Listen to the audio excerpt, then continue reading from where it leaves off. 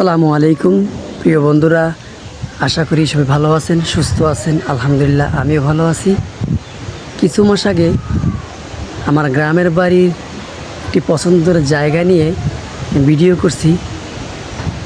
যেই সৌন্দর্যতার আমি আপনাদেরকে বোঝানোর চেষ্টা করছি, সেই প্রকৃত রূপ আজকে আপনাদেরকে এই ভিডিওর মাধ্যমে দেখানোর চেষ্টা করব, এবং যে কতটা প্রিয় জায়গাটি, এবং অনেকেই এই প্রাকৃতিকের প্রেমে পড়ে যাবেন আশা করি। তাহলে চলুন। এই হলো আমার পছন্দের জায়গা। একটু একটু করে হেঁটে যাচ্ছি। দেখুন, এখন ভরা বর্ষা,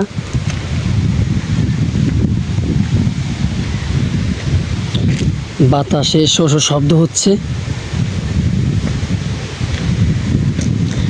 বাতাসটা শীতল বাতাস। দেখুন, পুকুর ভর্তি পানি, বর্ষার জোয়ারের বৃষ্টির, এগুলোর মধ্যে ভেলা বানিয়ে ভেলায় চড়তে অনেকটা ভালো লাগে। বিশেষ করে যারা ভেলা পছন্দ করে এবং চড়ছেন, তাদের অভিজ্ঞতা অবশ্যই আছে। চারিদিকে থই থই পানি, অনেক পানি, প্রচুর পানি, এবং বাতাসে শো শো শব্দ, এবং বাতাসে এবং পূর্বের বাতাসে যেটা আসে, এই বাতাসের মাধ্যমে পানি আরও বৃদ্ধি পায় এবং বাড়ার সম্ভাবনা থাকে। আমার বিগত বছর যা দেখে আসছি এবং আমার অভিজ্ঞতা থেকে যা বলতেছি, এর একটা ক্ষতিকারক দিক হলো যে ফসলি জমিন এবং ফসল ডুবে যাওয়ার সম্ভাবনা বেশি থাকে। এতে কৃষকরা ক্ষতিগ্রস্ত হয়, আল্লাহ না করুক। তারপরে এই বৃষ্টির পানি এবং প্রচুর পানির মধ্যে হাঁস খেলাধুলা করে, সাঁতার কাটে এবং শুয়ে থাকে দলবদ্ধভাবে। ওইখানে অনেকগুলো হাঁস দেখা যাইতেছে। আর এখন বাতাস আরও একটু পর বাতাস বাড়তেছে, শো শো শব্দ হচ্ছে, এবং শো শো শব্দের কারণে হয়তো বা আমার কথা একটু বাতাসময় হইতেছে।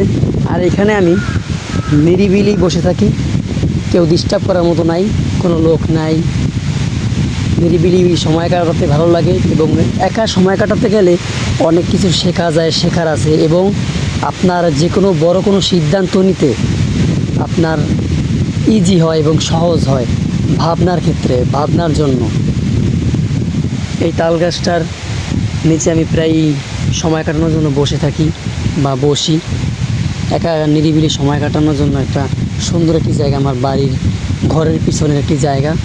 এবং দেখুন, বাতাসে থই থই করতেছে পানি, ঢেউ, বাতাস পানির উপরে আছড়ে পড়তেছে এবং ঢেউ সৃষ্টি করতেছে ছোট ছোট।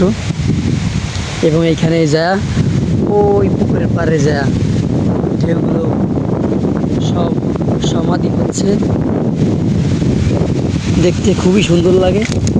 আর পানিগুলো খুবই ঠান্ডা।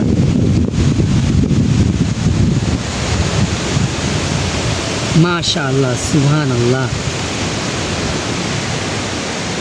দেখুন, বাতাসের কারণে প্রচণ্ড গাছ নড়ছে, পাতা নড়ছে, দেখতে ভালোই লাগে। শীতল বাতাসটা খুবই ভালো লাগে। দেখুন, চারিদিকটা আমি ঘুরিয়ে দেখানোর চেষ্টা করতেছি।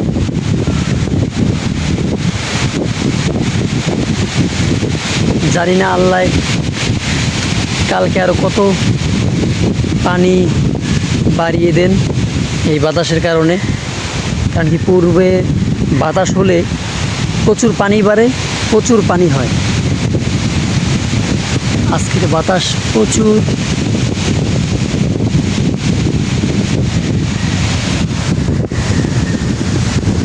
দেখুন, আমার গেঞ্জি উঠতেছে এবং দুলতেছে।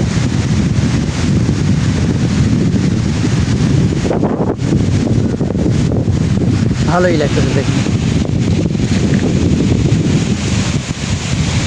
থই থই থই থই করতেছে। তো যাই হোক, সবাই ভালো থাকুন, সুস্থ থাকুন। আল্লাহ হাফিজ।